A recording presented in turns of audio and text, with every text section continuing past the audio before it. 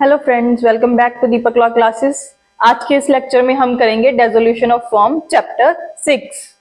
तो डेसोल्यूशन of form में कैसे हो सकती है, सेक्शन 39 इसके बारे में बात कर रहा है कि जो डेसोल्यूशन ऑफ अ फॉर्म है वो कैसे हो सकती है between all the partners of the firm, then it is called dissolution of firm. अगर जो पार्टनरशिप है अगर सभी पार्टनर्स के बीच में अगर खत्म हो रही है तो उसको डेसोल्यूशन ऑफ फॉर्म बोलते हैं।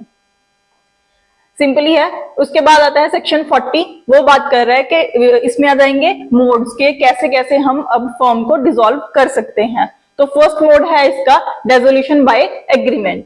अ firm may be dissolved with the consent of all the partners or in accordance with the contract between the partners. तो दो तरीके से एग्रीमेंट से हो सकती है। वो कैसे हो सकती है? With consent of all the partners, यहाँ पे सभी की कंसेंट चाहिए। तो अगर एग्रीमेंट है वो सभी पार्टनर्स के बीच में होना चाहिए। सेकंड बात कर रहा है अगर उनमें पहले से ही कोई कॉन्ट्रैक्ट हुआ था, कॉन्ट्रैक्ट बिटवीन द पार्टनर्स। ये पास्ट में हो चुका था तो कॉन्ट्रैक्ट बिटवीन द पार्टनर्स चलेगा। अगर अभी वो कोई एग्रीमेंट कर रहे हैं तो वो ये वाला क्लॉज चलेगा कि consent of all the partners. ठीक है। अभी इसका सेकंड मोड है सेक्शन 41 में, ये बात कर रहा है कंपल्सरी डेसोल्यूशन के, जहां पे हमें फॉर्म डिसॉल्व करनी ही पड़ेगी। तो वो कहां पे है? जो इसका ए क्लॉज है वो रिपील हो चुका है, ये 2016 में रिपील हो गया था। वैसे ये क्लॉज क्या बात कर रहा है? By the adjudication of all the partners or of all the partners but one as insolvent. जब जो फॉर्म है उसके सारे ही पार्टनर्स अगर इंसॉल्वेंट हो जाते हैं या फिर सब हो जाते हैं, सिर्फ एक बंदा बचता है, तो उस केस में भी कंपल्सरी डेसोल्यूशन ऑफ फॉर्म होनी थी। बट अभी ये रिपील हो चुका है 2016 की अमेंडमेंट के बाद। नेक्स्ट आता है इसमें बी क्लॉज, वो बात करता है by happening of an event which makes it unlawful for the business of the firm to be carried on or for the partners to carry it on in partnership. तो कहते हैं ऐसा कोई event हो जाता है जो कि अनलॉफुल हो जाता है बिजनेस पर्पसेस के लिए, तब भी जो फॉर्म होगी उसको हम कंपल्सरी डिसॉल्व करेंगे। तो वो अनलॉफुल कौन से केसेस में हो सकती है? सेक्शन 23 एंड 56 डील करता है इससे, इंडियन कॉन्ट्रैक्ट एक्ट का। 56 में बताया गया है अगर इम्पॉसिबल हो जाता है, जो भी कॉन्ट्रैक्ट किया है पार्टनर्स ने, अगर वो उसको परफॉर्म करना ही इम्पॉसिबल हो गया, देन क्या होगा? जो उनकी कंपल्सरी डेसोल्यूशन ऑफ फॉर्म हो जाएगी। इसी में आगे एक प्रोवाइजो दी गई है। तो प्रोवाइजो क्या कहती है? Provided that where more than one separate adventure or undertaking is carried on by the firm, the illegality of one or more shall not of itself cause the dissolution of firm in respect of its lawful adventure or undertaking। तो कहते अगर जो form है उसका जो business था वो particular adventure और अंडरटेकिंग के लिए था और वो उनकी 3-4 एडवेंचर और अंडरटेकिंग थी, उसमें अगर एक चीज इलीगल है बट दूसरी लीगल है तो जो लीगल वाली है वो तो कंटिन्यूड रहेगी, इलीगल वाली है वो खत्म हो जाएगी, वो उसके रिस्पेक्ट में जो फॉर्म है वो डिसॉल्व मानी जाएगी। जो लॉफुल वाली है उसके लिए वो चलती रहेगी। नेक्स्ट इसमें आता है सेक्शन 42, ये बात कर रहा है dissolution on the happening of certain contingencies, कि कुछ ऐसा हो जाता है जिससे पार्टनरशिप को डिसॉल्व करना पड़ सकता है। Subject to contract between the partners a firm is dissolved. अगर तो कोई और कॉन्ट्रैक्ट हुआ है तो उसके अकॉर्डिंगली फर्म डिसॉल्व होगी, अदरवाइज इन जो टर्म्स के अकॉर्डिंगली जो फर्म है उसको डिसॉल्व किया जाएगा। फर्स्ट क्या है? अगर कहते जो फर्म थी वो फिक्स्ड टर्म के लिए थी तो एक्सपायरी ऑफ दैट टर्म जो फर्म है वो डिसॉल्व हो जाएगी। मान लीजिए कि 4 इयर्स के लिए उन्होंने फर्म बनाई थी तो 4 इयर्स की एक्सपायरी पे जो फर्म है वो भी डिसॉल्व हो जाएगी। सेकेंड आता है इसमें if constituted to carry out one और मोर एडवेंचर और अंडरटेकिंग बाय कंप्लीशन देयरऑफ। तो कहते हैं अगर किसी एक या 2 एडवेंचर अंडरटेकिंग के लिए फॉर्म बनाई गई थी, जब वो काम कंप्लीट हो जाएगा उसके बाद भी जो फॉर्म है वो डिसॉल्व हो जाएगी। थर्ड आता है इसमें by the death of a partner. अगर एक पार्टनर की डेथ हो जाती है तो जनरली यही होता है कि जो फॉर्म है वो डिसॉल्व हो जाती है, बट अगर उन्होंने कोई और कॉन्ट्रैक्ट किया हुआ है देन वो वाला कॉन्ट्रैक्ट चलेगा। उसके बाद आता है by the adjudication of a partner as insolvent. तो अगर कहते कि जो एक पार्टनर है अगर वो इंसॉल्वेंट हो गया है तो उस केस में भी जो फॉर्म है उसको डिसॉल्व कर सकते हैं। तो इसके कंटिजेंसीज में 4 मेथड है जिससे जो फर्म है वो डिसॉल्व हो सकती है। उसके बाद आता है हमारे पास सेक्शन 43 जो बात कर रहा है dissolution by notice of partnership at will. अगर कहते हैं जो पार्टनरशिप है वो एट विल बनाई गई थी, देन उस केस में where the partnership is at will, will वाले केस में क्योंकि उन्होंने ना तो ड्यूरेशन दी होती है ना ही उन्होंने कोई डिटर्मिनेशन दी होती है कि ये कैसे खत्म होगी, तो वहां पे कैसे होगी, the firm may be dissolve by any partner giving notice in writing to all the other partners. तो बाकी सारे पार्टनर्स को उसका नोटिस देना जरूरी है।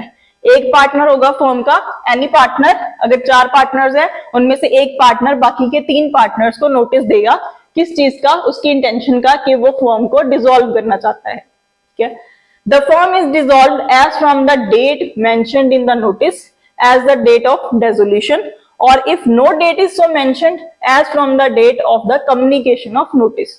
अगर तो कहते हैं जो नोटिस है उसमें ही कोई डेट मेंशन की गई है तो उस डेट से फर्म को हम डिसॉल्व मानेंगे। अगर कोई डेट नहीं दी गई है देन जिस दिन कम्युनिकेशन ऑफ नोटिस हो जाएगी टू अदर पार्टनर्स उस दिन इस फर्म को हम डिसॉल्व मान लेंगे। नेक्स्ट है हमारे पास सेक्शन 44, ये बात कर रहा है डिसोल्यूशन बाय द कोर्ट। तो कहते हैं अगर ऊपर वाले मेथड्स वो नहीं यूज कर रहे तो कोर्ट भी फर्म को डिसॉल्व कर सकता है। वो कौन से केसेस में कर सकता है, at the suit of a partner. तो जो फर्म है उनमें से एक पार्टनर सूट फाइल कर सकता है। द कोर्ट में dissolve a firm on any of the following grounds namely. तो यहाँ पे कोर्ट की डिस्क्रिप्शन है उसको डिसॉल्व करने की। तो ग्राउंड्स कौन कौन से हैं, फर्स्ट ग्राउंड है, इसको आप याद रख सकते हैं शॉर्ट फॉर्म में कि अनसाउंड माइंड वाला ग्राउंड है first, that a partner has become of unsound mind in which case the suit may be brought as well by the next friend of the partner who has become unsound mind as by any other partner। तो कहते हैं अगर एक partner unsound mind का हो गया है तो उस केस में जो सूट है अनसाउंड माइंड पर्सन की जगह पे उसका जो नेक्स्ट फ्रेंड है वो भी फाइल कर सकता है, या फिर फर्म के जो अदर पार्टनर्स हैं वो भी सूट फाइल कर सकते हैं। इसके बाद इसमें आते हैं नेक्स्ट ग्राउंड है बी ग्राउंड। इसमें इसको आप याद रख सकते हैं अगर परमानेंटली इनकेपेबल हो गया है person, that a partner other than the partner sewing, कि जो पार्टनर सू कर रहा है उसके अलावा जो दूसरा पार्टनर है, has become in any way permanently incapable of performing his duties as partner. यहाँ पे वर्ड दिया गया है परमानेंटली इनकेपेबल, टेम्परेरी नहीं दिया गया, यहाँ पे परमानेंटली है। तो जो पार्टनर है अगर वो परमानेंटली इनकेपेबल हो गया है तो जो बाकी के पार्टनर्स हैं वो सूट फाइल कर सकते हैं।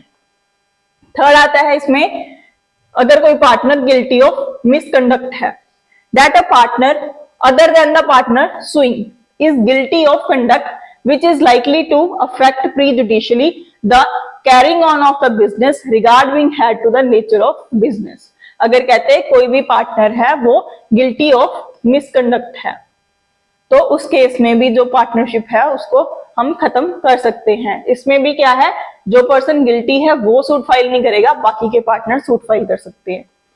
नेक्स्ट आता है ग्राउंड इसमें अगर कोई एग्रीमेंट को ब्रीच करता है partner, that a partner other than the partner sewing wilfully और परसिस्टेंटली। तो वर्ड्स है wilfully, persistently commits breach of agreements relating to the management of the affairs of the firm or the conduct of its business or otherwise so conducts himself in matters relating to the business that it is not reasonably practicable for the other partners to carry on the business in partnership with him।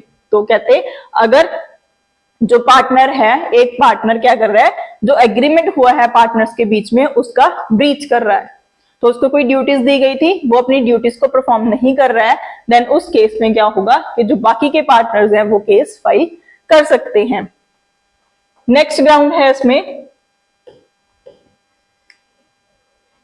E ground, ये बात कर रहा है अगर जो partner है अपना सारा इंटरेस्ट है किसी थर्ड पार्टी को ट्रांसफर कर देता है, that a partner other than the partner suing has in any way transferred the whole of his interest in the firm अपना सारा का सारा इंटरेस्ट उसने किसको ट्रांसफर कर दिया, टू थर्ड पार्टी, और has allowed his share to be charge under the provisions of rule 49 order 21 was scheduled to the CPC, or has allowed it to be sold in the recovery of arrears of land revenue or any dues recoverable as arrear of land revenue due by the partner। तो तीन तरीके से अगर उसने अपना जो share है वो किसी और को ट्रांसफर कर दिया, फर्स्ट किसी थर्ड पार्टी को कर दिया, सेकेंड अगर उसने rule 49 of CPC order 21 rule 49 है उसके अंडर अपना इसको चार्ज कर दिया, या फिर उसने recovery of arrear of land revenue के लिए दे दिया।